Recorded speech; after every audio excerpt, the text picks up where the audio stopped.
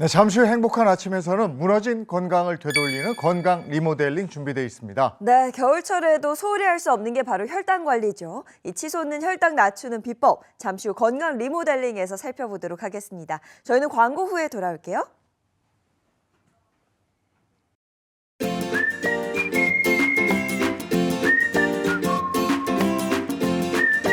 안녕하십니까. 행복한 아침 이재용입니다. 안녕하세요, 장예인입니다. 오늘은 12월 20일 금요일입니다.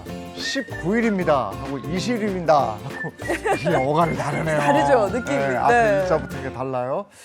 요즘 날씨가 춥고 이래서 야외 활동 안 하다 보니까 체중 늘었다는 분들 많으시고 또 밖에 안 나가다 보니까 비타민 D 섭취가 안 돼서 네, 이렇게 되면 또 혈당이 오른다는 얘기 들었거든요. 맞습니다. 혈당 관리 굉장히 중요하죠. 그래서 오늘 건강 리모델링에서는요, 대체 왜 혈당이 치솟는 건지 그 요인도 알아보겠고요. 더불어서 혈당 낮출 수 있는 그 비법도 살펴보도록 하겠습니다. 자, 12월 20일 금요일 행복한 아침 시작합니다.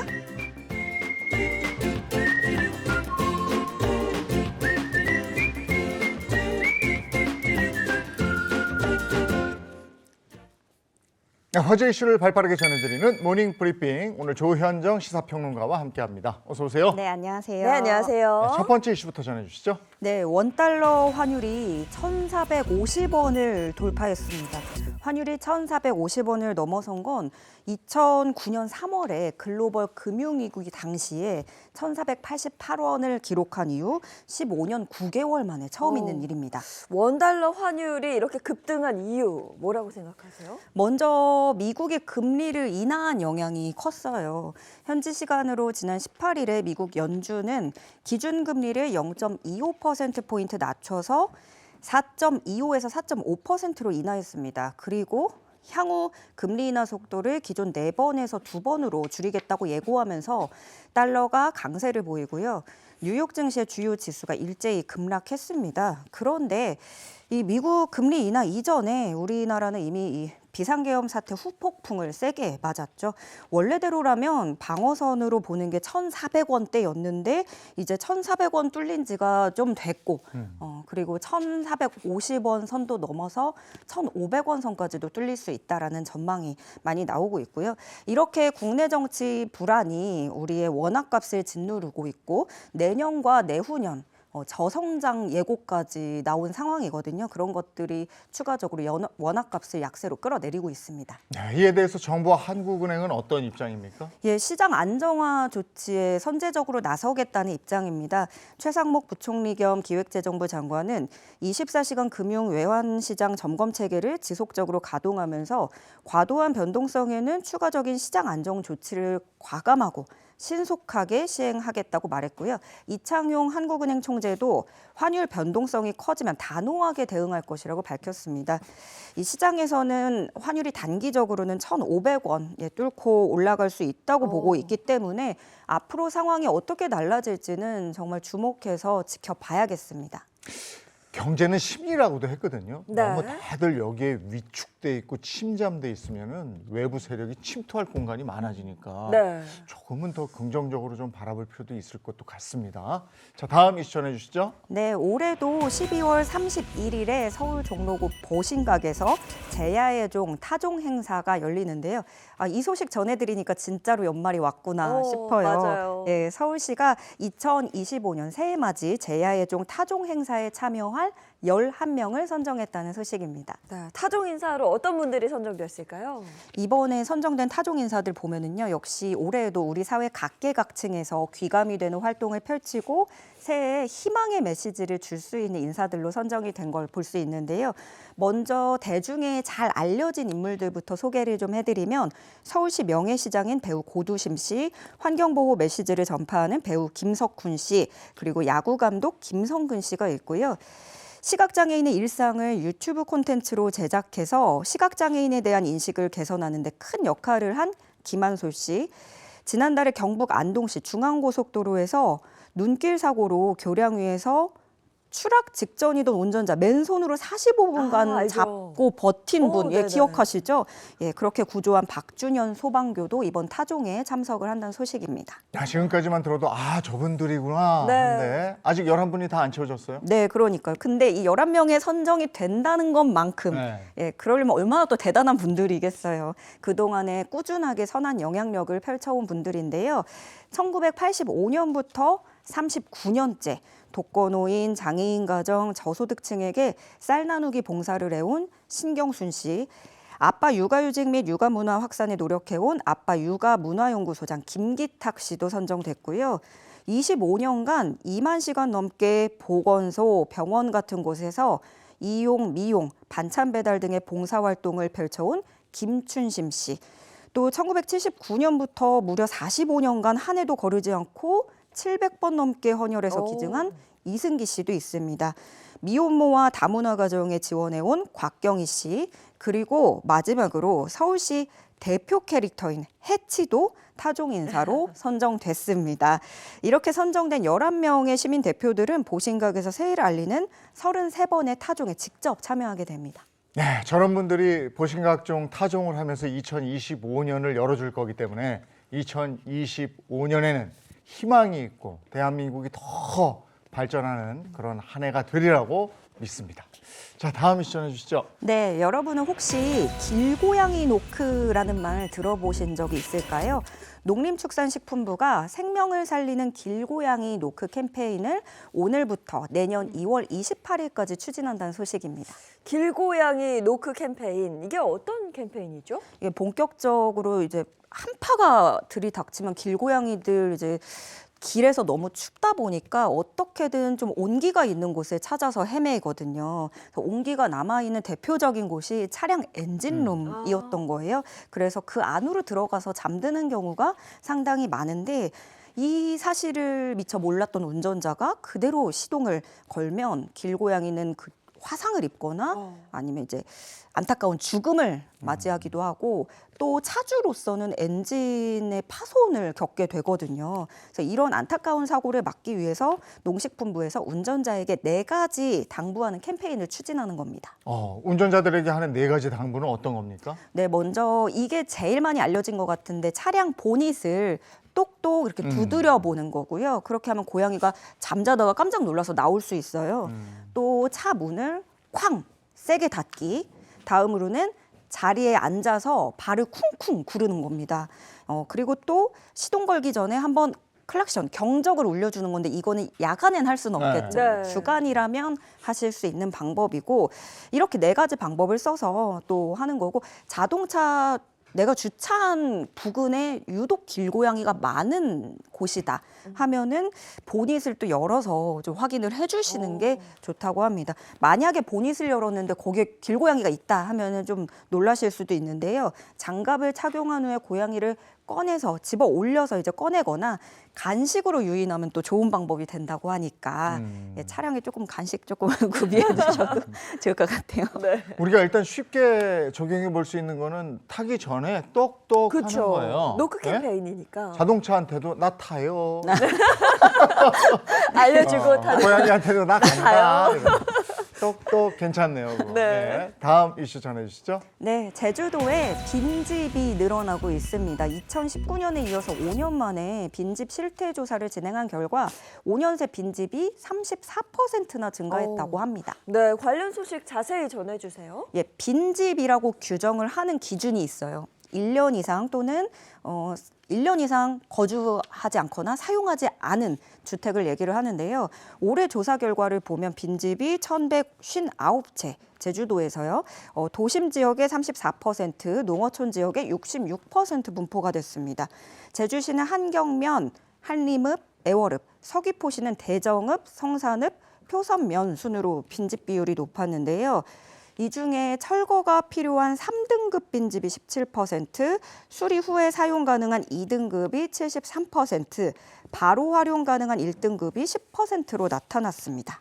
제주도에 이렇게 빈집이 증가하는 이유가 뭡니까? 일단 제주도 안에서도 좀 비율을 보면 도심 지역보다는 농어촌 지역 쪽에 빈집이 더 많아요, 비중이.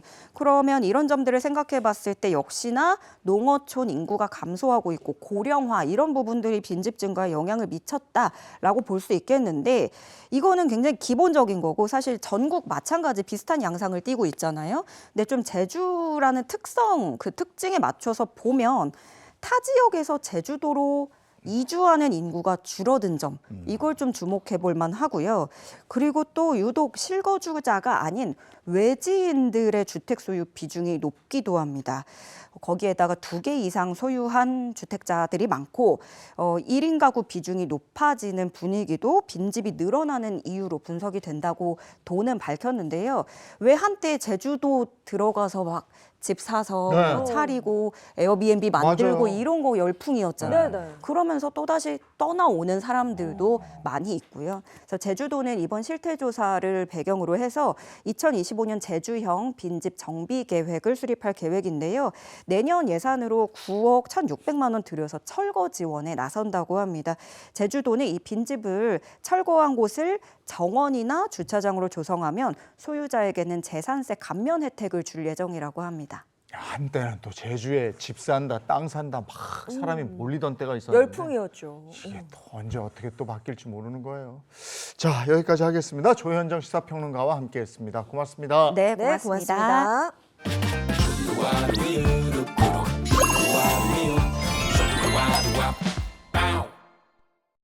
건강하기 위해서 내 몸을 돌보기 위해서는 건강 정보도 중요한데 정보가 넘치다 보니까 뭘 내가 선택할까 이것도 고민이에요. 네, 굉장히 중요한 부분입니다. 자, 그렇다면 오늘 함께하는 이 코너 주목해 보세요. 올바른 건강 정보와 함께 우리 집 앞 의사의 진짜 이야기를 전해드리겠습니다. 최희의 닥터하우스 함께하시죠. 우리 집 앞 의사의 진짜 이야기부터 내 몸을 위한 건강 노하우까지 전해드릴게요. 안녕하세요. 닥터하우스 MC 최희입니다. 자, 오늘 처음 함께할 닥터님은요. 무려 13년 차 닥터님이십니다. 안녕하세요. 안녕하세요. 저는 심장혈관 흉부외과 전문의 원종윤입니다.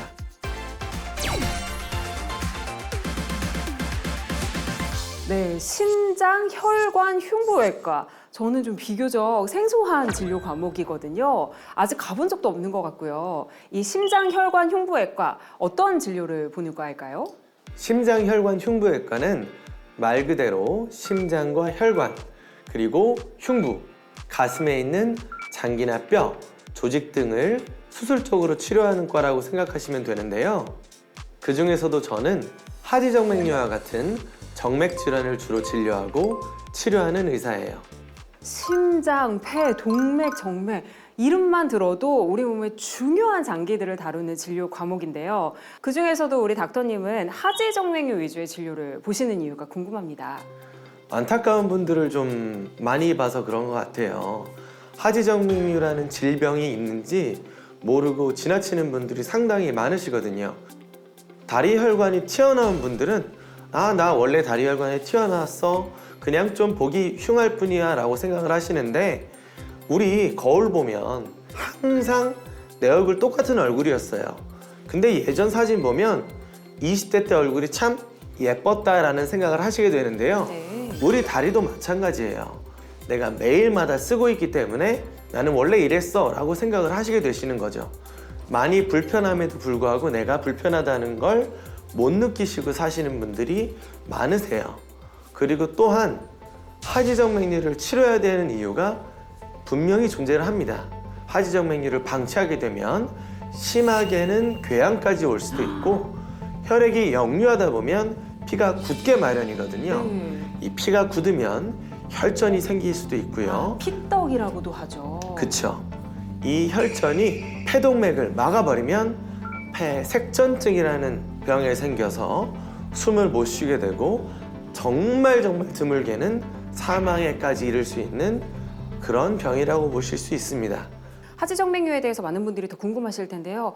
정확히 어떤 질환인지 좀 더 정보를 주실 수 있을까요? 우리 사람의 혈관은 심장에서 피가 펌프질을 하면 동맥을 통해서 온몸으로 가고 온몸으로 갔던 피는 다시 정맥을 통해서 심장으로 돌아오게 되죠. 근데 하지의 경우는 피가 중력을 이겨내서 심장까지 올라가야 되거든요. 근데 정맥에는 판막이라고 하는 문이 있습니다.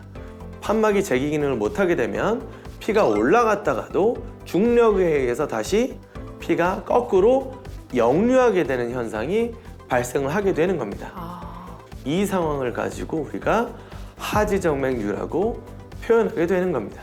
와, 여기서 하지정맥류와 관련한 닥터의 깨알 퀴즈 하나 나가겠습니다. 저도 맞춰보고 우리 시청자분들도 함께 맞춰보시면 좋을 것 같습니다. 하지정맥류가 있을 땐 반드시 혈관이 울퉁불퉁 튀어나오는 증상을 보인다. 정답일까요? 아닐까요? 제가 듣기로는 하지정맥류의 대표적인 증상이 혈관이 튀어나오는 거잖아요. 저는 정답이다. O 하겠습니다. 땡! 잘못 알고 계시네요. 아, 그래요? 최희님처럼 많은 분들이 혈관이 튀어나와야지만 하지정맥류라고 생각하시는데 나이와 관계없이 혈관이 튀어나오는 증상이 없어도 생길 수 있는 질환입니다. 정말 몰랐던 사실인데요. 담당하던 환자분은 나이가 그리 많으시지 않은데도 불구하고 혈관이 조금 튀어나오고 다리가 많이 불편하고 아프셨어요. 실제로 혈관이 튀어나온 정도는 심한 상태는 아니셨는데 1차로 간단히 한 체열 검사랑 정밀하게 진행한 2차 초음파 결과에서 이분은 상당히 심한 상태로 진단이 됐었습니다. 아, 그래서 수술을 하게 되셨고 많이 좋아지셨죠. 근데 이렇게 하지정맥류 진단이 되면 어떻게 치료를 할 수가 있나요? 튀어나오지 않은 초기에는 약이나 압박 스타킹 등을 사용하면 증상만이라도 어느 정도 완화시킬 수가 있습니다. 하지만 궁극적으로 치료 방안이 되지는 못합니다. 결국에는 수술을 진행할 수밖에 없긴 해요. 하지정맥류를 예방하려면 어떻게 해야 할까요? 의식적으로 이렇게 다리를 떨어주시는 것도 도움이 될 수 있습니다. 예전에 이렇게 하면 엄마한테 많이 혼났는데 복달하나 이런 얘기 많이 들었거든요. 근데 하지정맥류에는 도움이 될 수 있다고요? 아무래도 다리 근육을 움직여주는 거니까요. 좀 복은 달아날 수 있겠습니다만은 정맥순환으로 보면은 이점이 더 많습니다. 자, 마지막으로 심장혈관 흉부외과 원종윤 닥터님이 꿈꾸는 목표가 무엇인지 궁금하네요. 거창한 꿈은 없고요. 저라는 사람한테 진료를 받고 치료받는 과정을 겪으신 분들이 조금이나마 건강해지고 편해지고 행복해지실 수 있다면 하루하루 그걸 반복해 나가는 게 제 평생의 목표라고 할 수 있습니다. 네, 어디서도 들을 수 없었던 원종윤 닥터님의 진솔한 이야기 감사합니다. 닥터하우스가 늘 응원하겠습니다. 감사합니다. 오늘 함께할 두 번째 주인공 소개해드릴게요. 16년차 닥터 모셨습니다. 안녕하세요. 행복한 아침입니다. 치과의사 정준욱입니다. 사실 저는 어릴 때까지만 해도 이 치아에 생기는 문제가 충치 하나라고 생각을 했었거든요. 근데 치아에 생기는 문제가 생각보다 훨씬 더 많더라고요. 맞습니다. 거기다가 치아에만 문제가 생기는 게 아니라 치아 주변 조직에도 문제가 생길 수 있습니다. 대표적인 질환이 바로 치주염인데요. 치주염이요? 네, 치아를 둘러싸고 있는 잇몸과 잇몸 뼈인 치조골에 염증이 생기면서 점점 이 치조골이 소실되기도 합니다. 어떤 이유 때문에 이 치주염이 생기는 걸까요? 굉장히 다양한 원인이 있는데 그 중에서도 가장 흔한 원인은 치태와 치석입니다. 치태와 치석은 누구나 다 지금 저도 가지고 있는 이 문제가 치주염까지 만들 수 있다고요? 네, 그렇습니다. 양치 후에 남아있는 음식물 찌꺼기가 치아면에 필름처럼 붙어서 세균이 증식하는 단계를 치태라고 하고 치태가 돌처럼 단단하게 치아면에 붙은 것을 치석이라고 하는데요. 치석이 있는 곳에 치태가 있고 그 부위는 언제든지 잇몸 염증이 발생할 수 있는 상태라는 겁니다. 아, 그렇군요. 그러면 여기서 닥터의 깨알 퀴즈 드립니다. 네, 좋습니다. 어떤 건가요? 치태와 치석은 양치만 잘 해도 없앨 수 있다? 맞을까요? 틀릴까요? 정답은 우리가 양치의 중요성은 너무나 잘 알고 있잖아요. 아닌가요? 네, 정답은 반은 맞고 반은 틀리다입니다. 아, 그렇군요. 보통 치태는 올바른 방법의 양치만으로 제거할 수 있습니다. 그러나 치석의 형태가 되면 양치를 아무리 해도 제거할 수 없습니다. 이때는 치과에서 스케일링 치료를 해야만 치석과 함께 치태를 제거할 수 있습니다. 6개월마다 스케일링을 받는 것이 가장 이상적이고요. 치석이 많이 부착되는 사람은 3개월을 주기로 스케일링 치료를 하는 게 좋습니다. 이렇게 정기적으로 잘 관리하고 잘 치료해서 애초에 질병이 생기지 않으면 좋으련만 이미 내 입안에 치주염이 있을 수도 있잖아요. 그렇게 되면 어떤 치료를 해야 할까요? 치주염의 증상이 비교적 경미한 경우에는 스케일링만으로도 치주염 증상을 상당 부분 완화시킬 수 있고 치주염의 진행 속도를 늦출 수도 있습니다. 그러나 치주염의 증상이 심한 경우에는 스케일링 후 잇몸 치료를 해주어야 합니다. 스케일링은 잇몸 위쪽에 있는 치석을 제거하는 치료법이고 잇몸 치료는 잇몸 아래쪽에 붙은 치석을 제거하는 치료법입니다. 그러니까 스케일링과 잇몸 치료는 한 세트라고 볼 수 있죠. 근데 더러 정말 심각한 경우가 있잖아요. 그럴 때는 어떻게 치료하나요? 이럴 때는 아쉽지만 발치를 해야 합니다. 발치까지요? 내 치아를 치료해서 쓸 수 있으면 그것이 가장 좋은 방법이지만 더 이상 치료해도 낫지 않는 치아를 계속해서 방치하게 되면 음식을 제대로 씹지도 못하다가 그 주변 치아까지 사용할 수 없게 됩니다. 그렇기 때문에 다른 치아에 문제가 생기기 전에 발치를 하고 임플란트 시술을 해주는 것이 전체 치아 건강에 훨씬 도움이 됩니다. 맞아요. 생각해보면 제 주변에도 임플란트 시술 받으신 분들이 정말 많거든요. 맞습니다. 그리고 임플란트가 대중화되면서 임플란트 시술 방법도 점점 발전했는데요. 임플란트 시술의 정확도가 훨씬 좋아졌습니다. 디지털 스캐너와 3D CT를 이용한 내비게이션 임플란트 시술이 그 사례인데요. 자동차 내비게이션처럼 임플란트의 식립 위치를 잡아주는 가이드가 생기는 겁니다. 무엇보다 잇몸을 절개하는 방식이 아니라 임플란트가 들어갈 수 있는 작은 크기의 구멍만을 내어서 임플란트를 씹는 무절개 방식이므로 출혈이 적고 통증과 붓기가 기존 임플란트 방식에 비해 적기 때문에 연령대가 높아 장시간 수술이 부담스러운 환자, 골폭이 좁아 정확한 시술이 필요한 환자들에게도 선택하기 좋은 치료법입니다. 자, 마지막으로 우리 닥터하우스 공식 질문 드리겠습니다. 치과 정준욱 닥터님이 꿈꾸는 목표가 있다면 어떤 게 있을까요? 진료 차트의 넘버가 3만 번을 훌쩍 넘겼으니 대략 3만 명 정도를 진료한 것 같은데요. 네. 2010년 베트남 탕비현으로 진료 봉사활동을 간 적이 있습니다. 네. 당시 탕비현은 베트남 내에서도 치과가 존재하지 않는 시골 지역이라 대기줄이 몇십 미터씩 길게 있었거든요. 칫솔을 처음 본다는 아이도 있었고 아이들의 치아 상태도 너무 나빠서 치료하면서도 마음이 너무 아팠습니다. 그래서 지금도 최고로 진료를 잘하는 치과의사라든가 지역에서 가장 유명한 치과의사라든가 하는 목표보다는 환자들이 저에게 진료를 받고 나서 늘 건강하고 편안했으면 좋겠습니다. 네, 어디서도 들을 수 없었던 정준욱 닥터님의 진솔한 이야기 감사합니다. 닥터하우스가 늘 응원하겠습니다. 감사합니다. 네, 저희가 준비한 이야기는 여기까지입니다. 저희는 다음 시간에 또 다른 이야기로 찾아오겠습니다. 지금까지 닥터하우스 MC 최희였습니다.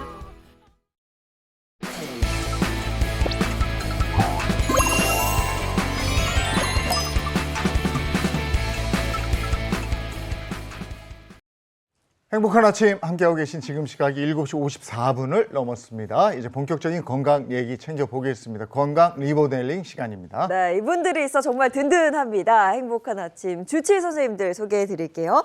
장민욱 신경과 전문의, 민혜영 가정의학과 전문의입니다. 안녕하세요. 안녕하세요. 네, 반갑습니다. 그리고 양기영 소화기내과 전문의와 개그우먼 이희경 씨도 함께합니다. 어서 오세요. 행복한 아침 메리 크리스마스. 이제 나왔어. 다음 주 크리스마스네. 벌써 됐어요. 오늘 우리 시작하면서 말씀드렸지만 12월 20일입니다 하니까 느낌이 완전히 달라요. 달라요. 올 한 해 가장 기억에 남는 일이 있다면 뭐예요? 저는 뭐니 해도 올해 이제 행복한 아침에 식구가 된 거. 요거를 빼먹을 수 없을 것 같아요. 네. So sweet. 저는 아무래도 희경 씨를 만난 거. So sweet. So sweet. 근데 아마도 많은 분들은 한 해를 돌아보면서 내가 이렇게 건강하게 지낼 수 있는 것만 해도 참 다행이다 이런 생각 많이 하실 것 같은데요. 네. 오늘 나눌 건강 이야기 뭔지 궁금합니다. 네, 오늘 저희가 이야기 나눌 주제를 제가 초성 퀴즈로 또 준비를 해봤거든요. 한번 맞춰보시겠어요? 초성 퀴즈 재밌어요. 아니, 저거 너무 길어서 힌트 좀 주셔야 돼요. 첫 번째는 알겠어요. 뭐예요? 호두 아니면 효도. 효도. 네. 효도 비슷하다. 그래. 알겠다. 효도 상품 오케이? 아니 아까 상품 우리 오케이? 시작하면서 겨울이니까 뭐 D가 부족하고 혈당이 올라가고 있으니까 올라가서? 저거는 혈당이고. 일단. 근데 스파이크. 밑에 건 뭐? 스파이크? 상품 네. 혈당 스파이크? 뭐야? 혈당 스파이크가 있다. 오. 혈당 스파이크 맞죠? 저 오늘 진짜 야심차게 준비한 퀴즈인데 너무 맞춰버리셨어요. 근데 이게 정확히 뭘 의미하는지는 잘 몰라요. 저 많이 들어는 보셨을 거예요. 혈당 스파이크. 일단 혈당이라는 것 자체가 우리 혈액 속에 돌아다니는 포도당의 농도를 이야기하는 거거든요. 사실 포도당이라고 하는 건 우리 체내에서 일정하게 유지가 돼야 되는데요. 이 식후에 포도당 농도, 혈당이 확 올랐다가 다시 갑자기 딱 꺼지는 증상을 우리가 혈관 스파이크라고 말해요. 수치적으로 봤을 때는 식후 1시간 이후의 혈당이 그전 혈당보다 50mg/dL 이상 차이가 나거나 또는 식후 2시간 후가 혈당이 가장 높을 때인데요. 이때가 정상치인 140을 넘어서 150, 160 이상으로 치솟을 때 혈당 스파이크라고 정의하죠.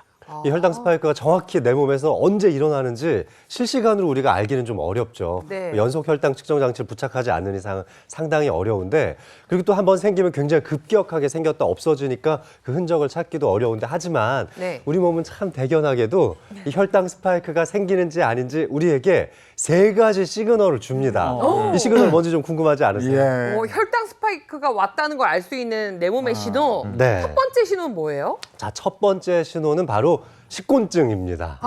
이거 있는데 나. 네, 혈당이 가파르게 쫙 올라가다가 인슐린이 분비가 딱 되면 또 금세 혈당이 갑자기 떨어지는데, 이걸 반응성 저혈당이라고 하거든요. 이런 반응성 저혈당이 딱 찾아올 때 우리 뇌가 졸음을 좀 유발하게 되는 거죠. 아니 근데 대부분의 사람들이 그렇지 않나요? 밥 먹고 나면 좀 나른하고 졸리고 그죠? 좀 과식을 했다 하면 더 졸리고. 네, 맞아요. 맞습니다. 사실 식사 후에 뭐 이렇게 나른함이 느껴지는 거는 어떻게 보면 소화 과정에서 굉장히 자연스러운 현상이죠. 저도 뭐 밥 먹고 나서 졸릴 때만 네. 다들 한 번씩 겪어보셨을 텐데, 근데 식사하고 나서 소화가 잘 끝났어요. 소화가 네. 다 잘 됐는데, 그러고 났는데도 막 너무 견딜 수 없이 정말 약간 비정상적으로 너무 많이 졸리다.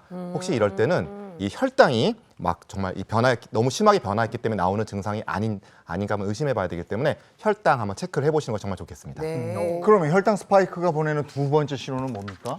두 번째 신호는 바로 식욕 폭발하는 거예요. 아, 사실 맞아요. 밥을 먹고 나서 한 30분 정도밖에 안 지났는데 또다시 굉장히 허기가 지는 거죠. 이런 건 좀 비정상적인 식욕이잖아요. 사실 아까 얘기하신 것처럼 우리 몸에서는 혈당이 많이 올라가게 되면 이 혈당을 빠르게 잡기 위해서 인슐린을 과도하게 분비합니다. 그러면 인슐린 때문에 혈당이 오히려 확 떨어지는 반응성 저혈당이 생겨요. 내 몸의 입장에서는 금방 혈당이 다시 떨어졌네? 그러면 빨리 내가 혈당을 올려서 에너지원으로 써야지. 그러니까 뇌에서 갑자기 다시 밥을 먹으라는 신호를 보내는 거예요. 그러니까 식후에 1시간도 채 지나지 않았는데 갑자기 다시 허기가 진다면 내가 너무 탄수화물이 많은 음식을 드신 게 아닌가라는 생각을 해보셔야 되고요.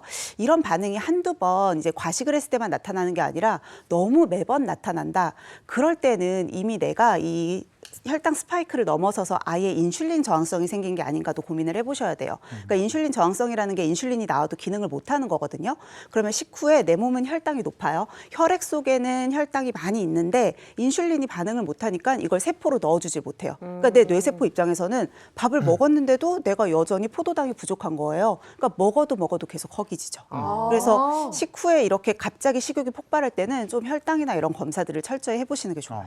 야, 신기하다. 혈당 스파이크가 무서운 거였네요. 이래서 잘 아는 게 중요합니다. 맞아요. 자, 그럼 혈당 스파이크가 보내는 마지막 시그널 뭐예요? 자, 마지막 3번째 시그널은 잦은 목마름, 네. 그리고 잦은 소변과 엄청난 목마름이 생기는데요. 이 고혈당이 생기면서 굉장히 심하게 갈증을 느끼는데 물을 아무리 마셔도 이 갈증이 쉽게 해결되지가 않습니다. 혹시 삼투압 현상이라는 말 들어보신 적 있죠? 네. 생물 들어봤죠. 시간에 그러니까 네. 뭔가 이게 막 침투하는 막 요는 느낌으로만 알겠어요. 지금 말로 좀 설명해 주세요. 요거를. 자, 이 반투막을 사이에 두고 농도가 높은 쪽과 농도가 낮은 쪽이 있으면 낮은 쪽에서 높은 쪽으로 물이 이동하는 현상을 삼투막 현상이라고 하는데요. 네. 이 삼투압 현상 때문에 혈관 안쪽에는 굉장히 고혈당이 유지가 되고 혈관 바깥쪽에 있는 세포 쪽에서는 상당히 저혈당이 유지가 되는데 이렇게 역으로 이 수분의 이동이 세포 쪽에서 혈관 안으로 계속 이동되게 돼요. 그럼 혈액의 양이 굉장히 많아지는데 이것이 콩팥에서 여과되는 과정에서 소변 양이 어마어마하게 많아집니다. 그러니까 굉장히 소변을 자주 보게 되는 거죠. 이렇게 소변을 자주 보게 되지만 세포 안에는 정작 물이 굉장히 부족한 탈수 현상이 반복되니까 엄청나게 구갈 현상이 생겨서 계속 물을 마시게 되는 거죠. 이런 현상 때문에 이 잦은 소변 그리고 또 목마름이 세 번째 시그널이라고 할 수 있습니다. 네. 그런데 증상을 보니까 일상에서 좀 불편함을 느끼는데 생명에 지장이 있는 정도는 아닌 것 같은데 이런 혈당 스파이크를 조심하고 미리 관리해야 되는 이유는 어떤 게 있습니까? 이 혈당 스파이크라는 게 단순히 그냥 혈당이 높아졌다 낮아졌다 여기서 끝나는 게 아니라요. 반복이 될수록 우리 몸에 각종 질병을 유발할 수도 있거든요. 그래서 혈당 스파이크가 부를 수 있는 질병도 크게 3가지로 나눠서 설명드릴 수 있을 것 같아요. 네, 그 3가지가 뭔지 궁금한데요. 네. 예. 자, 혈당 하면 딱 떠오르는 질환이 있죠. 희경 씨, 뭘까요? 혈당하면은 딱 하면 당뇨병이지. 그러니까요. 아, 네. 항상 뭔가 문제를 내면 늘 틀리셔가지고 너무 속상해하시는데 오늘은 절대로 틀릴 수 없는 그런 질문을 한번 제가 오랜만에 드려봤습니다. 예.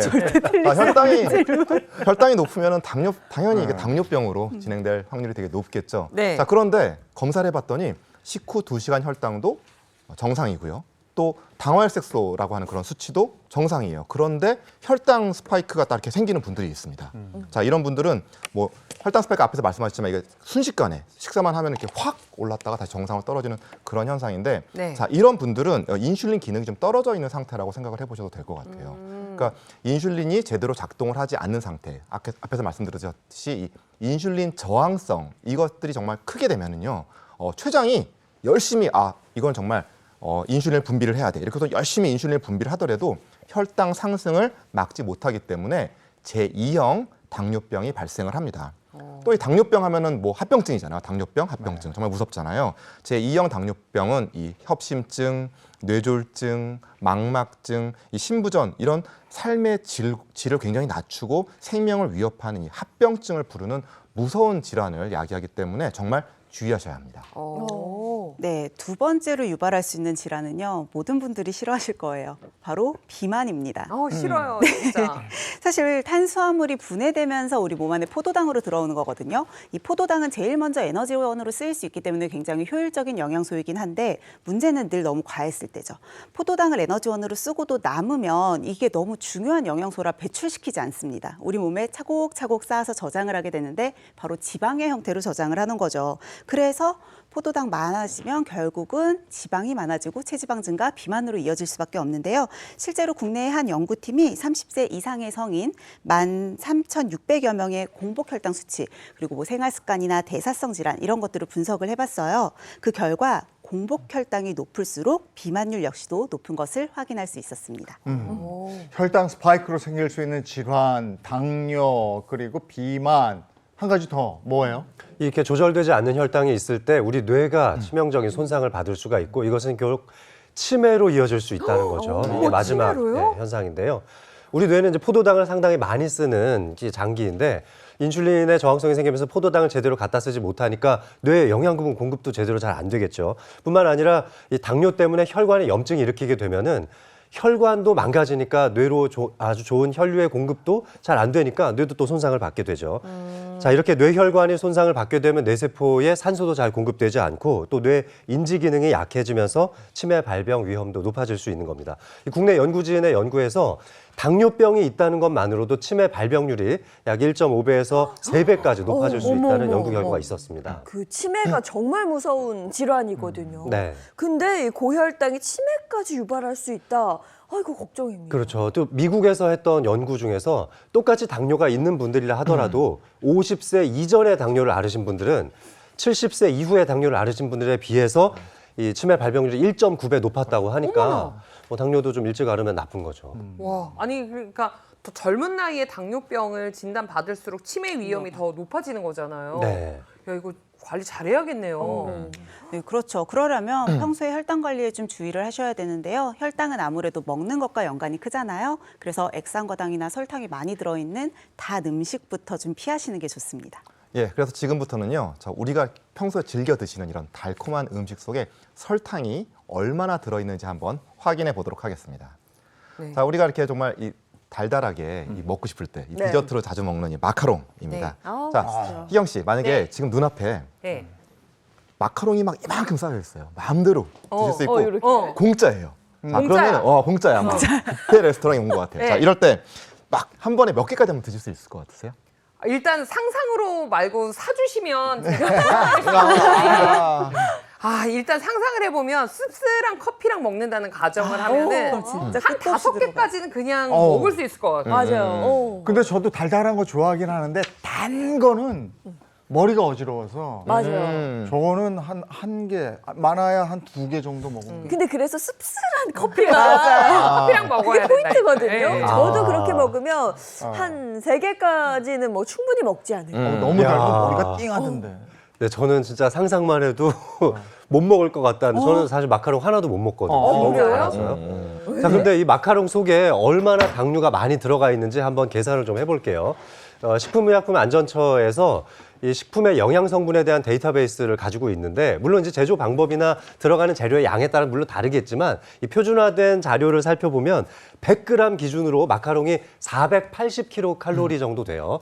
이 속에 당류가 41.94g 들어있다 이렇게 표시가 되어 있거든요. 네.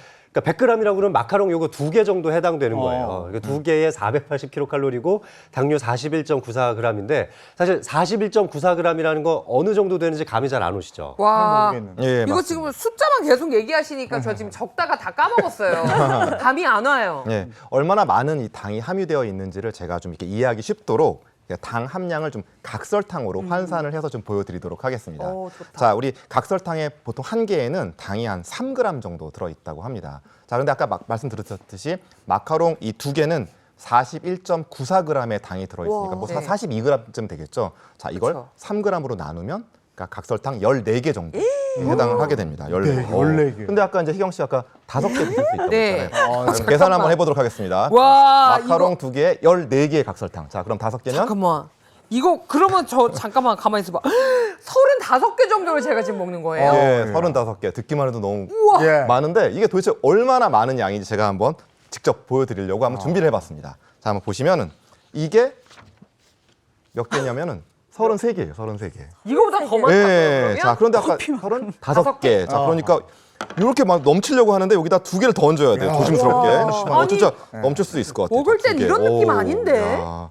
자, 어머. 이게 바로 마카롱 5개입니다. 와, 이게 눈으로 확인하니까 많아도 와, 너무 못 많이 먹겠다 돼요. 이렇게 생각하니까. 너무너무 실감 나시죠? 이거? 네. 어. 와, 근데 이렇게나 많은 설탕이 들어있다고요? 야, 이게 뭐 마카롱만의 문제겠어요. 다른 음식들에도 사실 당류가 좀 높은 음식들이 있어서 제가 각 음식별 당의 함량을 각설탕으로 환산을 해서 한번 보여드리려고 하거든요. 이제 정확한 단위가 필요하다 보니까 모든 음식들을 100g을 기준으로 한번 볼게요. 그래서 네. 100g 당의 당류 함량을 봤을 때요. 아이스크림이 각설탕 한 8개 정도 포함되어 있다고 하고요. 초콜릿 쿠키가 각설탕 13개. 흑당 음료에는 14개 정도, 또 우와. 초콜릿에는 무려 각설탕이 19개 정도나 들어있는 셈입니다. 어머나. 그리고 사실 그동안 이 건강 리모델링에 나왔던 주인공분들을 보시면 공통적인 습관이 하나 있었어요. 다들 탄산음료를 즐겨 드셨거든요. 그랬다, 맞아요. 탄산음료는요, 500ml 기준으로 각설탕 17개 정도의 분량의 당이 함유가 되어 있습니다. 사실 세계보건기구에서는요, 하루 섭취하는 당류의 권장량을 섭취량의 10% 정도, 그러니까 단위로 나누면 한 50g 정도를 섭취하라고 권장하고 있어요. 이게 각설탕으로 함량을 이제 비교해서 보면 한 하루에 16개에서 17개 정도 먹어라라고 권고를 하고 있는데, 하루에 그냥 탄산음료 500ml 마시면 당연히 넘어버렸네요. 끝나버리는 네. 거예요. 그러니까 하루 종일 먹을 때 얼마나 단 음식들을 피해야 되는지 아시겠죠? 네. 네. 이 각설탕으로 표현을 하니까 달아도 너무 달다. 네. 이게 그냥 막 들어가고 있었던 거 아닙니까? 네, 이 정제 탄수화물에 해당되는 설탕이죠. 네. 이런 설탕들이 함유되는 음식 단맛이 정말 강한데 이런 음식을 먹을수록 그러니까 단맛에 노출되면 노출될수록 점점 더 강한 단맛을 우리가 찾게 되는 거거든요. 자, 내가 얼마나 이 단맛, 설탕에 중독되어 있는지 자가 테스트를 할 수 있는 설문지를 한번 준비를 해봤습니다. 네, 시청자 여러분도 함께 보시면서 이 자가 테스트 해보시면 좋을 것 같습니다. 네. 자, 1. 물 대신 탄산음료와 단 음료를 더 많이 마신다. 2. 초콜릿이나 아이스크림을 보면 금세 먹고 싶어진다. 3. 식사 후 단맛의 간식을 찾는다. 4. 주변에 항상 간식이 놓여 있다. 야, 이거 뭐 4개 했는데 단데? 야, 4개 했는데 저는 딱 2개. 냉정하게 하면 2개. 저도 지금 오늘 느낌 좋아요. 저 오늘 중독 아니다라고 나올 것 같아요. 2개 나왔어요. 2개. 2개요? 지금 현재까지. 이건 제가 제일 전 아니, 왜냐면 3개거든요. 식사 후에 단맛 땡기는 거고 주변에 항상 간식이 있어. 우리도 방송하러 오면 간식 있잖아요. 있잖아요. 오, 아, 그래 그래요? 하나 집어먹게 되거든요. 근데 이게 다가 아니에요. 계속해서 아, 또 또 있어요? 자가진단 테스트 살펴볼게요. 자, 5. 가끔 지나칠 정도로 단 것이 먹고 싶다. 6. 이유 없이 짜증이 나고 기운 없는 날이 있다. 7. 네. 하루 중 몸이 축 늘어지고 무기력해지는 때가 있다. 야, 이거 여기서도 2개가 되네. 전 난리 나네. 이제 여기서 네. 3개가 다 나왔네. 슬슬 불안한데요, 저 지금? 그래요? 그러면 다음 이어서 네. 자가진단 테스트 3개 더 보겠습니다. 8. 스트레스를 받으면 단 음식을 먹어야 풀린다. 9. 하루라도 단 음식을 먹지 않으면 집중이 안 된다. 마지막입니다. 10. 예전과 비슷하게 먹고 있는데도 더 많은 양의 단 음식을 먹고 싶다. 자, 이경 씨, 몇 개에 해당하는 거예요? 이거 보수적으로 잡아요? 어떻게 해요? 진보적으로 잡아요? 진보적으로 잡아요? 보수적으로 잡아요? 보수적으로. 보수적으로 잡았을 땐 5개 5개. 나왔어요. 예. 나는 여기 8, 90번은 해당되는 건 없어. 4개네, 4개. 4개. 이거 어떻게 네. 확인할 수 있는 거예요, 선생님? 일단 두 분처럼 한 4-5개 정도 해당된다. 그러면 중독이 의심되는 정도예요. 다행이다. 근데 이제 이 중에 아마 진보적으로 잡으면 한 8개. 저 8개, 진보적으로 잡으면 그쵸. 8개 나와요, 지금. 8개부터는 아주 심각한 수준이기 아, 때문에 그래요? 내가 네. 혈당이 높은 건 아닌지 한 번쯤 혈액 검사를 통해서 검진을 받아보시는 게 좋을 것 아하. 같아요. 야, 정말 설탕이 든 이 달콤한 음식을 좀 줄여야겠다는 생각을 하게 되는데요. 근데 혈당이 높았을 때 발생할 수 있는 질환 중에 하나로 이제 앞서 비만을 말씀해 주셨는데 단 음식을 줄이면 뭐 당연한 말이겠지만 체중 변화도 좀 발생하겠죠? 그럼요. 다이어트에 성공을 하려면 사실은 식단이 중요하잖아요. 그중에서도 단 음식을 줄이는 게 가장 효과적일 텐데요. 좀 재밌는 사례가 있어서 하나 소개를 해드리려고 해요. 호주에 사는 내 아이의 엄마인 소피 브라운 씨인데요. 이분이 평소에 운동은 정말 멀리하고요. 단 음식에 거의 집착할 정도로 단 음식을 즐기면서 살아왔다고 합니다. 어느 정도였냐면 의사가 콜레스테롤 수치가 너무 높고 이대로면 심장마비의 위험성이 있다라고까지 경고를 했었대요. 어머 세상에. 어머, 지금 사진만 봐도 다른 데도 좀 그렇지만 특히 복부 쪽 그러네. 비만이 심하신 것 같아요. 예. 자, 이렇게 비만한 상태였던 이 소피 브라운은 친구의 죽음을 겪은 후에 이 친구에게 남겨진 아이들을 보면서 정말 많은 생각을 했다고 합니다. 왜냐하면 나도 우리 아이들을 놓고 나도 어떤 아이들을 떠나보낼 수 있다라고 생각을 하니까 정말 많은 변화가 필요하다라고 이렇게 생각을 하게 됐다고 합니다. 그래서 이분이 이제 이후에 이 체중 감량 프로그램에 참여를 하면서 약 8주 동안 이제 체중을 빼게 됐는데 8주 동안 16kg을 빼고 그 이후에 조금 더 노력을 해서 최종적으로 20kg 정도 뺐다고 보고가 됐더라고요. 대단하시다. 처음에 참여했던 2주 동안 굉장히 힘들었다고 말을 했는데 원래 아침에 일어나자마자 초콜릿 같은 굉장히 단 음식을 평소 즐겨 먹었는데 그걸 못 먹게 되니까 계속 이제 머릿속에 설탕이 생각났었다. 이렇게 얘기를 했고 이분이 했던 이제 식단을 소개해드리면 연어라든지 그다음에 옥수수나 아보카도 샐러드 같은 것들 이용해서 식단을 조절했다고 하고 운동 프로그램은 고강도 인터벌 운동을 통해서 체중을 많이 뺄 수 있었다고 합니다. 야, 그 좋아하던 초콜릿을 끊고 8주 만에 20kg 대단하다. 성공했다. 야, 운동이 혈당을 낮추는데 도움이 되는 모양이군요. 예, 맞습니다. 자, 우리 몸에서 이 당을 가장 많이 이렇게 받아들이는 그런 장기가 바로 간하고 근육입니다. 그러니까 그 근육이 많으면 이 혈당을 이렇게 딱 보관할 수 있는 그런 창고가 굉장히 많은 셈이잖아요. 그렇기 때문에 근육량을 이렇게 증가되면은 혈당 스파이크도 좀 방지할 수 있고요. 혈당을 좀 이렇게 안정되게 유지하는 데 도움이 될 수 있습니다. 네, 역시 운동을 해야 합니다. 혈당을 낮추는 운동법 어떤 게 있는지 좀 배워보고 싶은데요. 네, 제가 혈당을 효과적으로 낮추면서도 너무 어렵지 않은 운동법으로 준비를 했거든요. 희경 씨 한번 저랑 같이 운동해 보실까요? 안 어렵다고 하니까 해볼게요. 진짜 어렵다 그랬으면 전 안 해. 이런 거 어렵던데. 제가 오늘 한번 해볼게요. 뭐 어려운지 안 어려운지. 사실 혈당을 잡는 포인트는 하체예요. 하체. 우리의 엉덩이 근육과 허벅지 근육은 신체에서 가장 큰 근육이기 때문에 여기를 좀 활성화시켜주면 쉽게 혈당을 낮출 수 있거든요. 네. 그래서 오늘은 서서 하는 혈당 운동을 할 건데요. 이 하체 운동 중에 첫 번째 운동은 콕콕 운동이에요. 어디를 콕콕 찌르면 되는 건가요? 네, 어디를 콕콕 찌르는지 이따 말씀드릴게요. 어디를 찌르? 일단 이 부분은 이제 한쪽 다리를 떼고 할 거기 때문에 만약에 내가 중심 잡는 게 좀 어렵다고 하면 앞에 의자 같은 걸 하나 두시면 좋겠고요. 네. 희경 씨는 운동신경이 좋으니까 중심을 잡으면서 한번 해볼게요. 저는 측면으로 보여드릴게요. 옆으로 섰을 때 일단 다리는 편하게 골반 너비 정도로 벌려주시면 될 것 같고요. 이 상태에서 팔은 앞을 잡던지 희경 씨는 이렇게 앞으로. 저 이렇게. 네, 나란히 해서 중심을 잘 잡아주세요. 한쪽 다리를 뒤로 살짝 빼주세요. 그리고 여기 지탱하는 다리 엉덩이랑 배에 힘을 주셔야지 이렇게 흔들리지 않습니다. 오, 벌써부터 힘이 확 들어가요. 네. 자, 여기 이 상태에서요. 다리를 살짝 들었다가 바닥을 콕 찍어주시는 거예요. 콕 들고. 그러니까 지지하시면 안 되고요. 콕 찍고 또 들고. 그래서 콕콕. 힘이 들어가게. 이때 이렇게 발 뒤꿈치만 드는 게 아니라 콕. 전체를 엉덩이 전체를 들어서 콕콕. 이거 한 3번에서 5번만 해도 힘이 들어가는데 희경 씨 어디가 힘들어요? 저 지금 엉덩이 쪽이랑 허벅지에 힘이 들어가는데요. 그렇죠. 올리는 쪽은 허벅지 쪽에 힘이 드시겠지만 버티는 쪽에 엉덩이에 힘이 되게 많이 들어가요. 네네네, 이쪽에요. 네, 왼쪽에. 그래서 예쁜 힙 라인을 만드는 데도 좋고 혈당을 낮추는 데도 효율적인 운동입니다. 근데 이 중에서도 너무 무리하지는 마시고요. 한쪽에 3번에서 10번 정도까지 양쪽을 번갈아 가면서 해주시면 효율적으로 운동이 될 수 있어요. 3번이니까 벌써 끝났어요. 저 양쪽. 무리가 되지 않는 선. 두 번째로 알려드릴 운동은 좀 더 익숙한 운동으로 알려드릴 거예요. 자, 희경 씨, 하체 운동하면 뭐가 제일 먼저 생각나세요? 뭐니 해도 스쿼트죠. 그렇죠. 하체 운동의 꽃은 스쿼트인데 네. 사실 많은 분들이 스쿼트가 너무 힘들다고 잘 못하시는 경우들이 있어요. 스쿼트의 원래 동작대로 하면 이것도 약간 측면으로 제가 좀 보여드릴게요.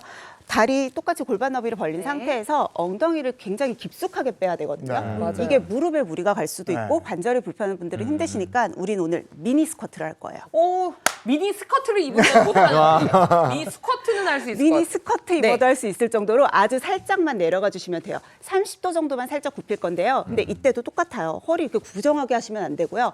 최대한 엉덩이를 뒤로 빼면 뒤에 허벅지가 늘어나는 느낌이 드실 거예요. 그러면 굳이 많이 숙이지 않아도 이 정도까지만 해도 충분히 엉덩이와 허벅지에 자극을 줄 수 있습니다.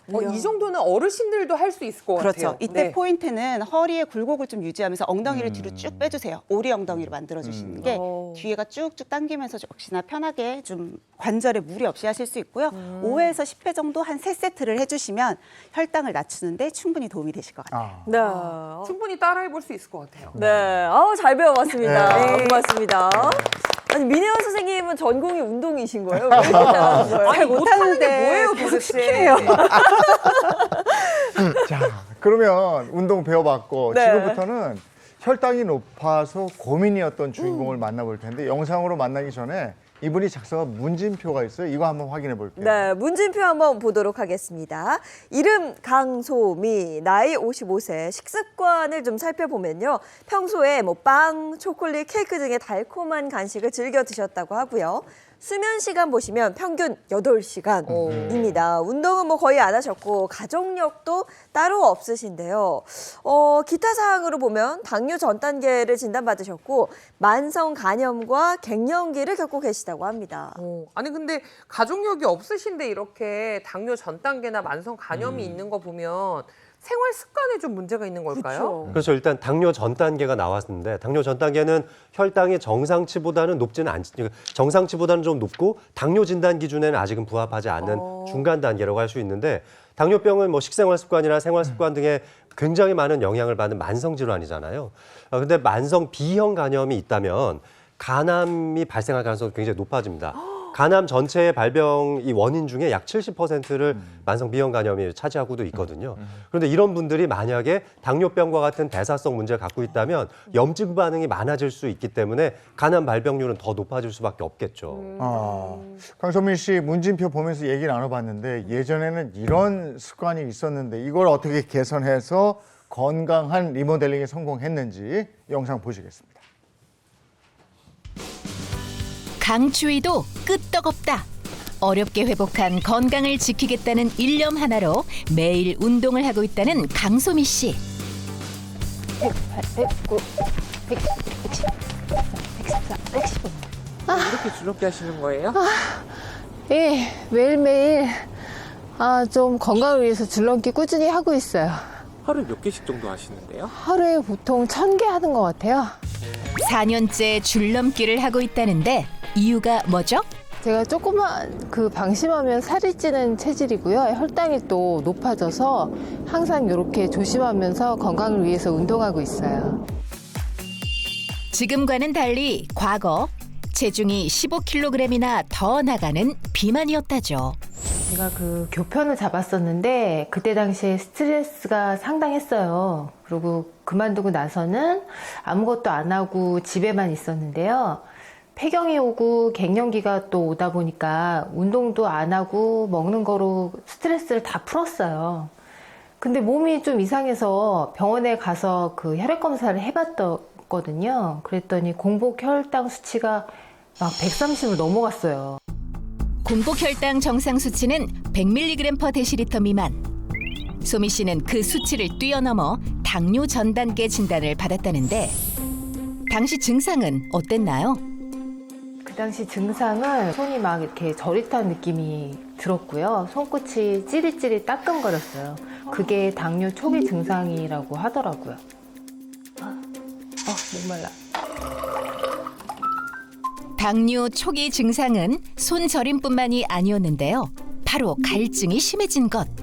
물을 마시고 또 마셔도 갈증이 해소되지 않았답니다. 또 평소보다 소변 보는 횟수가 늘었다는 것. 한 번 갔다 오면 10분도 안 돼 또 신호가 오는 등 하루에 10번 이상 화장실에 들락날락했다는데요. 건강 악화의 모든 원인은 식습관에 있었다고 말하는 소미 씨. 제가 돈가스도 꼭 치즈 들어간 거 시키고 쫄면이든 우동이든 사이드 메뉴는 꼭 시켰어요.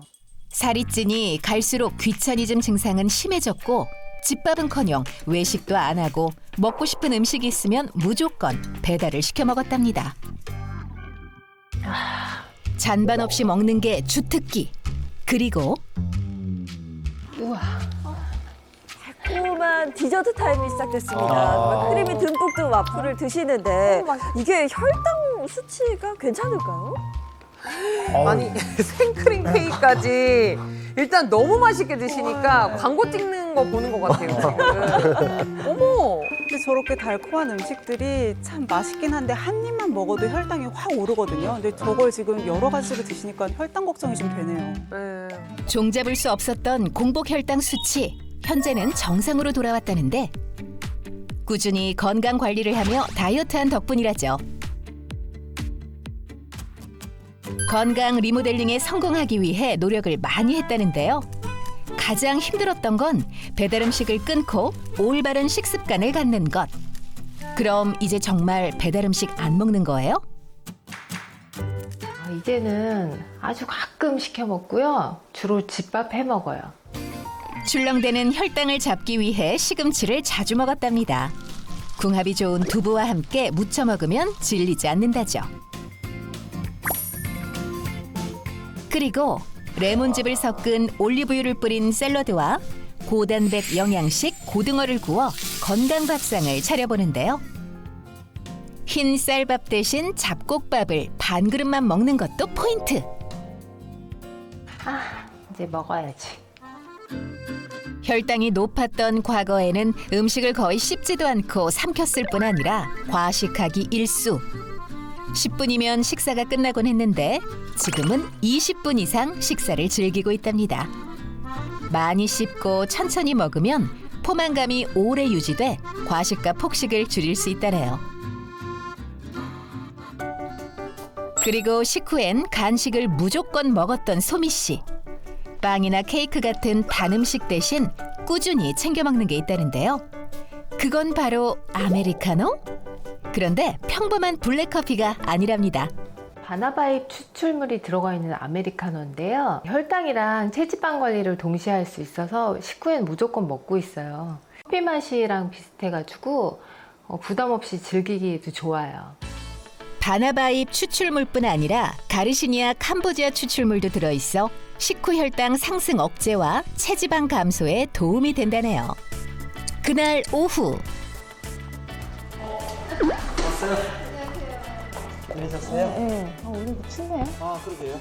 여기 댄스 스튜디오고요. 사실 제가 아르헨티나 탱고 강사거든요. 소미 씨의 또 다른 건강 비법은 아르헨티나 탱고란 말씀. 하기 싫은 운동을 재밌게 하고 싶어 시작한 게 직업으로까지 이어졌다는데 리듬에 맞춰 계속 움직여야 하다 보니 체력 증진은 물론 칼로리 소모에 효과적. 또 몸의 다양한 근육을 사용하기 때문에 근력 향상에 도움이 된다고요.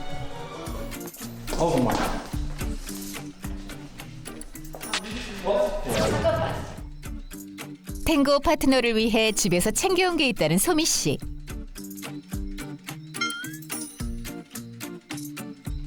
이거 제가 식후에 꼭 먹는 커피인데요. 식사하고 오셨죠? 네, 먹고 왔죠. 예, 그럼 한번 이거 드셔보세요. 바나바잎 추출물을 권한 건데요. 커피 맛이 나는데? 커피 맛 나죠? 네. 맛있는 커피? 네, 커피 같아요. 이게 바나바잎 추출물이 들어있는 건데요. 우리 믹스커피 못 끊잖아요. 그렇죠. 네, 그래서 그렇게 맛있기도 한데 이게 혈당이랑 체지방 관리를 해준대요. 그래서 제가 꼭꼭 챙겨 먹거든요. 짠. 우리 건강 챙깁시다. 네, 그럽시다요. 늦었다고 생각할 때가 가장 빠른 때라는 말이 있듯 얼른 건강관리 시작해서 혈당 잡고 다이어트까지 성공하세요. 네, 달콤한 디저트 간식을 좋아했어요. 네. 당뇨 전 단계까지 갔는데 그래도 운동 좋아하는 거 찾고 이래서 다이어트까지 성공했잖아요. 네. 확실히 그 통통하셨을 때 사진하고 비교해 보면 같은 사람이 맞아 할 정도로 와 정말 대단하시고 무엇보다도 저 달디단 간식을 끊어냈다는 게 너무 대단하신 것 같아요 정말. 그러니까 일단 달콤한 음식을 끊고 또 건강한 음식 위주로 드시면서 마지막에 그 탱고 네. 이거는 정말 건강해질 수밖에 없다는 네. 생각을 했는데요. 근데 이 외 주인공의 그 건강 리모델링 비법이 하나 더 있었거든요. 희경 씨 혹시 아나요? 당연하죠. 제가 내 눈으로 딱 봤는데 영상에 마지막에 또 춤추시다가 커피 같은 걸 뭐 하나 타드셨거든요. 네. 그게 아마 정답일 것 같아요. 정답입니다. 바로 식후에 꾸준히 챙겨 먹은 이 바나바잎 추출물이 비법이라고 하는데요. 선생님 이게 정확히 뭔지 좀 궁금합니다. 네, 바나바 잎이라는 거 좀 생소하실 거예요. 오늘 처음 들어보신 분도 있으실 것 같은데요. 우리나라에는 흔하지 않거든요. 주로는 인도나 필리핀과 같은 동남아시아와 또 중국 남부지방 같은 아열대 지역에 서식하는 식물입니다. 이 바나바가 낙엽성 열대성 식물인데요. 다 자라면 높이가 30m, 줄기지름도 무려 80cm까지도 성장하는 우와. 굉장히 큰 식물에 속하더라고요. 타원형의 저 두꺼운 잎이 아주 특징적이라고 볼 수 있는데 특히나 꽃이 아름다워서 여왕의 꽃이라고도 불린다고 해요. 예, 또 바나바 잎에는 이 식이섬유가 38.39%로 아주 풍부하게 들어있기 때문에 소량만 드셔도 굉장히 포만감이 들 수 있고요. 또 이 장운동을 도와가지고 이 숙변을 제거하는 데 도움이 되기 때문에 비만 예방하는 데도 도움이 될 수 있다고 합니다. 이 필리핀에서는 수백 년 전부터 뭐 당뇨라든지 비만을 다스리는데 이 바나바 잎을 많이 이용해 왔다고 합니다. 오늘의 주인공이 혈당이 높아서 혈당 전 단계까지 갔는데 바나바 잎의 어떤 성분이 혈당을 낮추는 데 도움이 될까요? 이 바나바 잎 속에 있는 주요한 성분이 바로 코르솔산이라는 성분이 있습니다. 이것은 천연 인슐린이라고도 부르는데요. 인슐린과 이 코르솔산의 분자 구조를 한번 살펴보면 상당히 흡사하다는 걸 알 수가 있습니다. 이렇게 코르솔산은 혈액 속에 넘쳐나는 당을 빠르게 체세포 속으로 이동시켜주면서 우리 몸에서 혈당의 균형을 맞춰주는 역할을 이제 하는 거죠.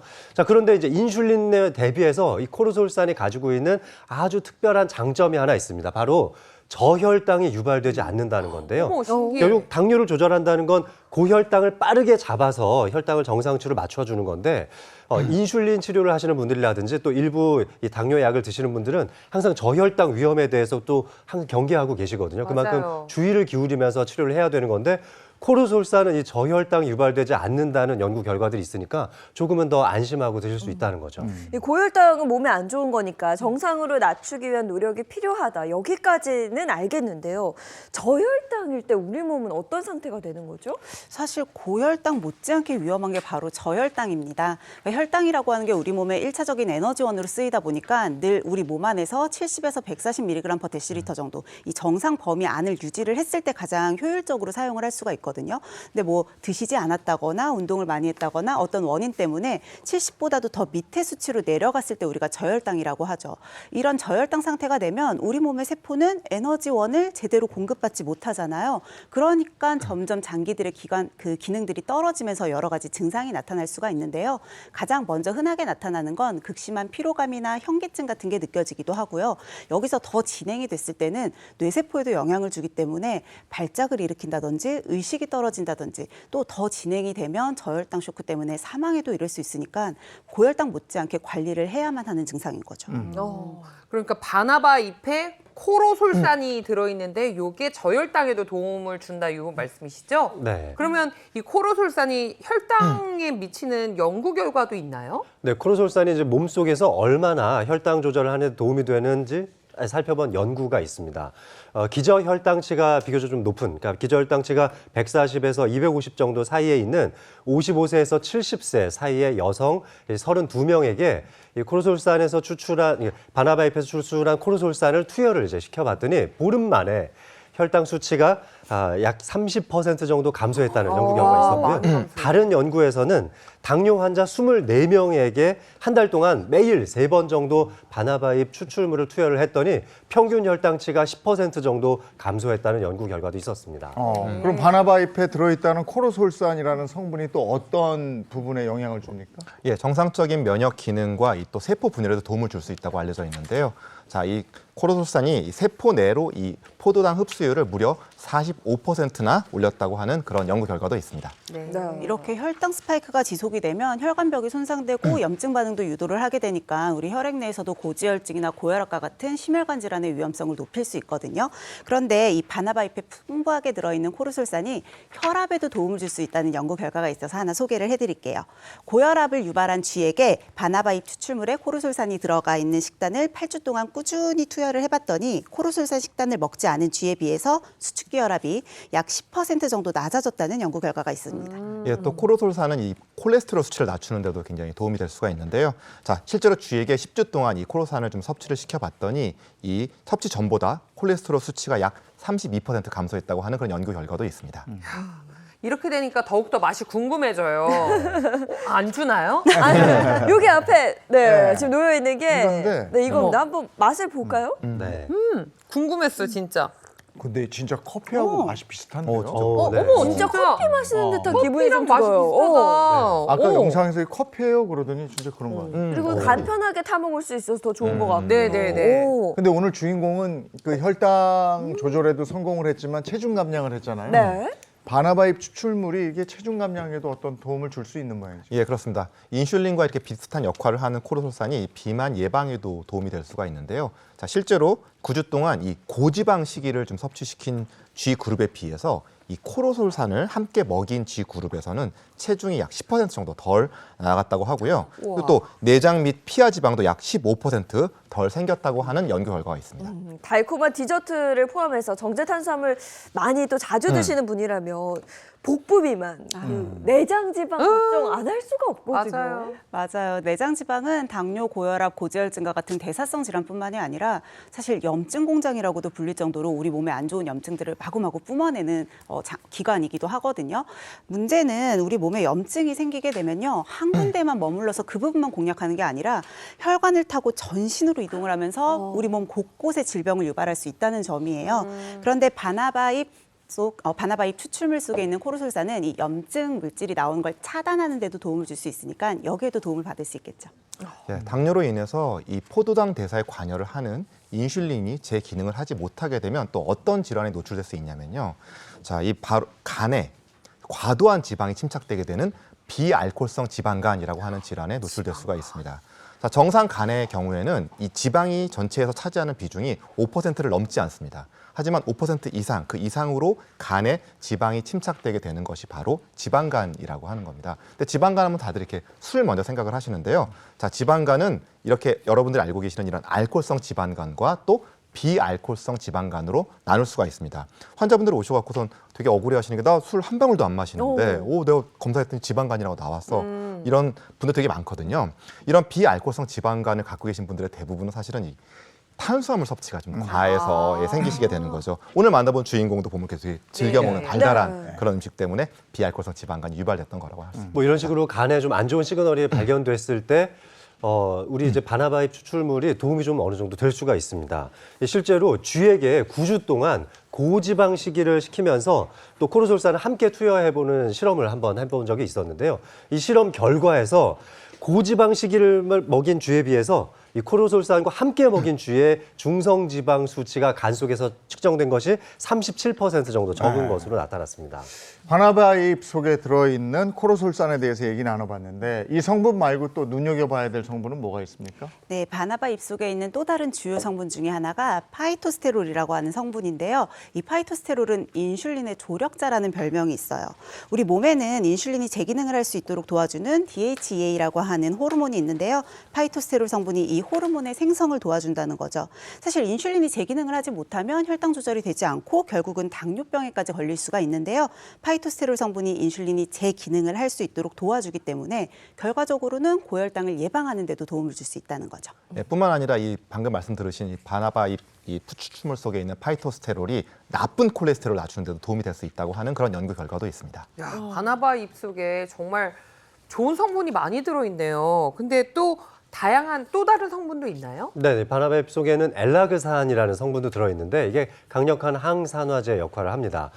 이것은 이제 항암 역할뿐만 아니라 항염증 효과도 가지고 있기 때문에 상당히 이제 우리 몸의 항산화 효과에 기대를 할 수 있는 거죠. 네, 근데 저는 뭐 좋다는 거 있으면 엄청 많이 먹거든요. 네, 안 돼, 안 돼. 그러면 안 되는 거잖아요. 바나바잎 그 추출물 먹을 때 주의해야 될 점 전해주세요. 네, 식약처 기준으로 코르솔산의 하루 적정 섭취 권장량이 0.45에서 1.3mg 정도이거든요. 그래서 이 이내로 섭취를 하실 것을 권장드리고요. 늘 식약처에서 인증한 건강기능식품이 맞는지 식약처 인증 마크 확인해 보시면 좋을 것 같습니다. 마지막으로 특이 체질이라거나 알러지가 있는 분들은 섭취에 주의가 필요하니까 전문의와 상의 후에 섭취 여부를 결정하시는 게 좋겠죠. 혈당 낮추는데 도움되는 다른 음식은 뭐가 있어요? 주로 좀 식이섬유가 풍부한 음식들을 추천드릴 수 있을 것 같아요. 왜냐하면 식이섬유가 풍부하면 탄수화물의 흡수를 더디게 해주거든요. 가장 대표적인 게 시금치, 겨울 시금치. 좋다. 뽀빠이. 영상에 그런 것도 나왔잖아요, 좋죠. 시금치. 네. 오. 구부랑해가지고. 뭐 계피 같은 것도 좋죠. 아, 계피. 네, 혈당 조절에 또 효과적이기도 한데요. 뭐 오트밀이라든지 요거트 같은 거 드실 때 계피 가루 같은 거 조금씩 뿌려서 드시면 좋을 것 같습니다. 또 뭐? 그리고 또 예, 귀리 있습니다. 귀리. 예, 베타글루칸이라고 하는 그런 수용성 식이섬유가 굉장히 풍부하게 들어있어서요. 또 이렇게 소화속도 음식할 때 소화속도 낮춰주기 때문에 포만감은 오래가고 급격한 혈당 상승을 방지해줄 수 있습니다. 네. 알겠습니다. 네. 오늘 같이 혈당 관리에 대한 얘기 나눠봤습니다. 고맙습니다. 고맙습니다. 네, 주말에 눈 예보가 또 있어서 오늘부터 해서 주말까지 날씨 굉장히 중요합니다. 마지연 기상캐스터 나와주세요. 네, 상암동에 나와 있습니다. 오늘 수도권 등 중서부 지역은 대기질이 탁합니다. 대기 정체로 인해 먼지가 축적됐기 때문인데요. 내일은 국외 미세먼지가 추가로 유입돼서 호흡기 관리 잘해야겠습니다. 찬바람이 매서웠던 어제와 달리 추위가 한결 누그러졌습니다. 오늘 서울의 아침 기온 영하 2.1도에서 시작했는데요. 어제보다 5도가량 높아서 예년 이맘때 날씨가 되겠습니다. 오늘 낮 기온은 어제와 비슷합니다. 서울은 한낮에 5도 예상되고요. 남부지방은 광주 7도, 대구 8도까지 올라서겠습니다. 오전부터 서쪽을 중심으로 눈이 시작됩니다. 전북과 강원에 최대 10cm, 그 밖에 내륙에도 8cm에 달하는 곳이 있겠는데요. 눈은 밤사이 전국 대부분 지역으로 확대되겠습니다. 동짓날인 내일 오전에는 중부지방에 강한 눈이 집중돼서 조심하셔야겠습니다. 눈비가 그치면 강한 한기가 유입될 걸로 보이는데요. 일요일에는 서울의 아침 기온 영하 7도, 체감 온도는 영하 13도로 한파가 찾아올 전망입니다. 일요일부터 날이 급격히 추워지겠고요. 월요일 출근길에도 서울의 아침 기온 영하 7도에 달합니다. 이 점 참고하셔서 따뜻한 옷차림 해주시기 바랍니다. 날씨였습니다. 일요일 낮부터는 추워진다는데 오늘하고 내일은 그렇게 춥진 않은데 네. 눈 예보 있는 것 같아요. 맞습니다. 연말 모임 계획 많이들 세우셨을 텐데 내일 눈 예보가 나와 있어서요. 기상 정보 잘 확인하셔야겠습니다. 좋은 하루 보내시고요. 저희는 다음 주 월요일 아침 7시 30분에 돌아올게요. 행복한 아침, 행복한 하루, 그리고 행복한 주말 보내십시오. 고맙습니다. 고맙습니다. 즐거운 하루의 세상 Play the next channel